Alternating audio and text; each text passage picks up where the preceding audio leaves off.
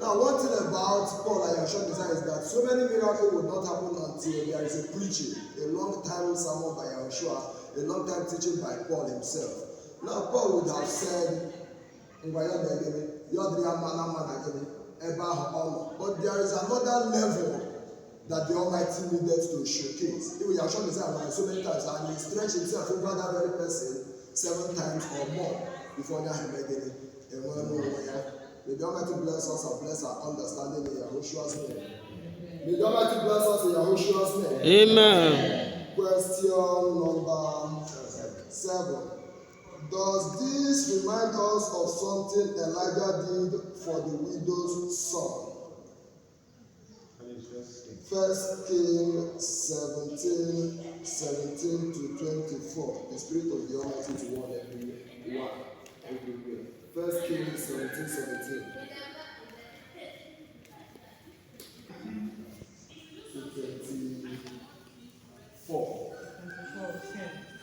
Now it happened after these things that the son of the woman who owned the house became sick, and his sickness was so serious that there was no breath left in him. 18. So she said to Elijah, "What have I to do with you, O man of God, O man of Elohim? Have you come to me to bring my sin to remembrance and to kill my son?" 19. And he said to her, "Give me your son." So he took him out of her hands and carried him to the upper room where he was staying, and laid him on his bed. 20.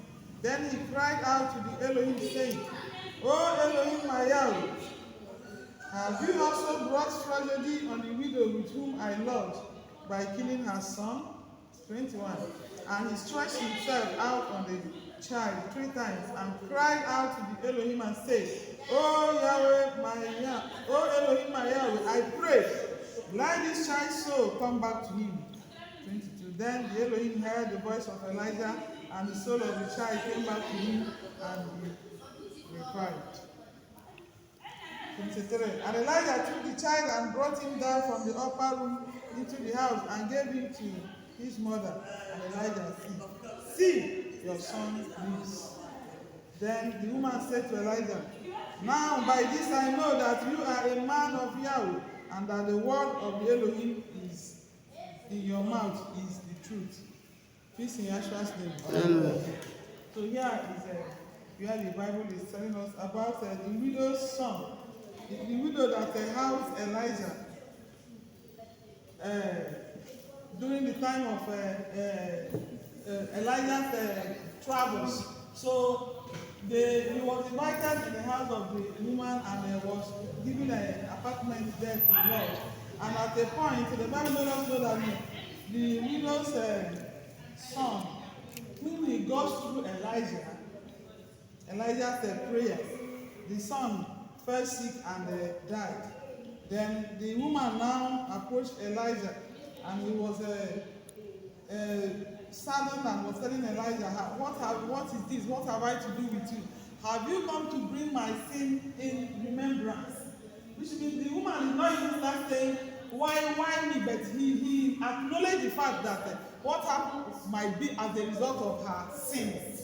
You see? Then Elijah now took the son from him and went to his room at the upper chamber, and placed the child on his bed, and now lay on that child and called unto the Almighty in a high voice, and asked him to come and save the child. Because if this child, nothing is done, it will bring a reproach. Because already they have shown the woman the power of the Almighty. And now this is going to discourage the woman, and they drain her spirit. And the Bible let us know that as Elijah called unto the Almighty, immediately the soul of that particular child returned back to him, and he lived again. Elijah now took the boy down and gave him back to the mother alive. So this is another miracle that the Almighty performed through Elijah. So there is nothing the Almighty cannot do. Even the dead, he brings him back to life. Just to make a name for himself. Peace in Yahshua's name. Amen. The question is a comparison. It says it's comparing to 6. Does this remind us of something Elijah did for the widow's son?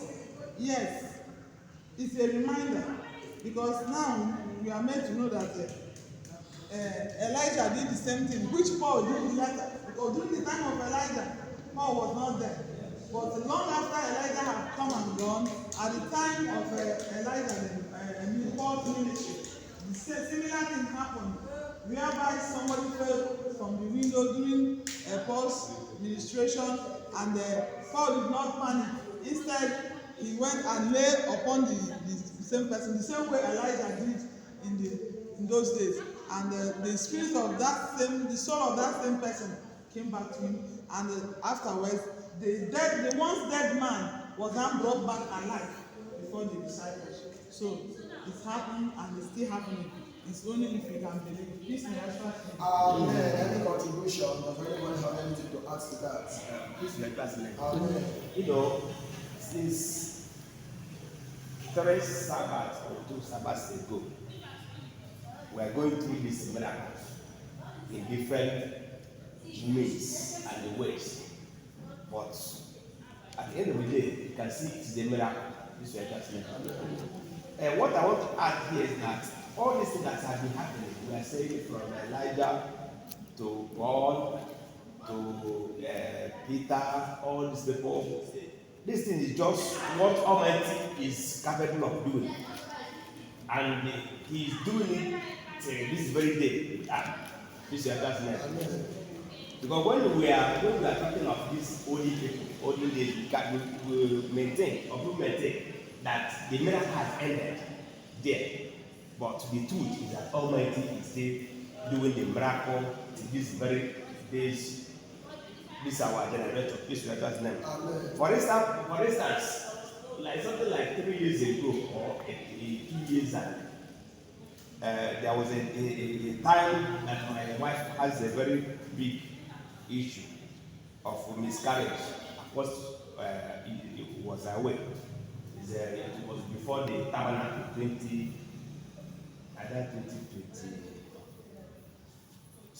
What? I don't know the particular year. I was alone with him. So the time started around 10.